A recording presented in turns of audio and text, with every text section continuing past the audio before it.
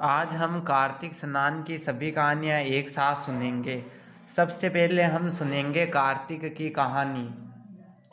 एक बुढ़िया माई थी जो चतुर्मास में पुष्कर स्नान किया करती थी।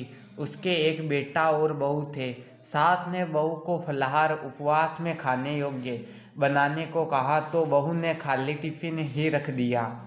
बेटा माँ को पहुँचाने के लिए पुष्कर गया। रास्ते में माँ से बोला, माँ फलाहार कर लो। जहाँ पानी मिला वहीं फलाहार करने बैठ गई तो भगवान की कृपा से खाली टिफिन फलों से भर गया। माँ ने फलाहार कर लिया। पुष्कर माँ के रहने के लिए झोंपड़ी बनाकर बेटा वापस घर आ गया। रात्रि में श्रावण मास आया और बोला, बुढ़िया माई दरवाज़ा खोल। तब बुढ़िया माई ने पूछा, आप कौन है? मैं श्रावण मास। बुढ़िया ने तुरंत दरवाज़ा खोल दिया। बुढ़िया माई ने शिव पार्वती की पूजा अर्चना की और बेलपत्र से अभिषेक किया। जाते समय श्रावण मास ने बुढ़िया माई को आशीर्वाद दिया और झोंपड़ी की एक दीवार सोने की हो गई। भाद्रपद मास आया और उसने भी दरवाज़ा खोलने को कहा। बुढ़िया माई ने दरवाज़ा खोला।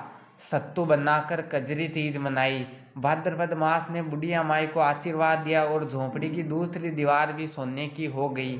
फिर आश्विन मास आया और उसने भी दरवाज़ा खोलने को कहा। बुढ़िया माई ने दरवाज़ा खोला। पितरों को तर्पण कर ब्राह्मण को भोजन कराकर श्राद्ध किया। नवरात्रि में माँ दुर्गा की अखंड ज्योत जलाकर प्रसन्न किया।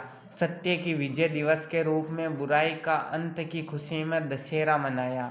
आश्विन मास के जाते समय प्रसन्न होकर तीसरी दीवार भी बहुमूल्य रत्नों से जड़ित कर दी और बुढ़िया माई को सदैव प्रसन्न रहने का आशीर्वाद दिया। इन सब के बाद कार्तिक मास आया। उसने भी दरवाज़ा खोलने को कहा। बुढ़िया माई ने दरवाज़ा खोला। अति प्रसन्न मन से कार्तिक स्नान किया। दीपदान कर दिवाली, गोवर्धन पूजा, भैया दूज, गोपाष्टमी, आंवला नवमी मनाई। कार्तिक मास ने जाते समय आशीर्वाद दिया और झोंपड़ी के स्थान पर महल बन गया। बुढ़िया माई गरीबों की सेवा कर भजन कीर्तन में अपना समय व्यतीत करने लगी। बेटा अपनी माँ को लेने आया तो माँ और झोंपड़ी को पहचान न सका तो पड़ोसियों से पूछा। उन्होंने बताया तो बेटा माँ के चरणों में गिरकर बोला, माँ घर चलो। सारा सामान के साथ घर ले गया। सासू माँ के ठाड़ देखकर बहू के मन में लालच आ गया और उसने अपनी माँ को भी पुष्कर छोड़कर आने को कहा तो उसका पति अपनी सास को भी पुष्कर छोड़कर आया।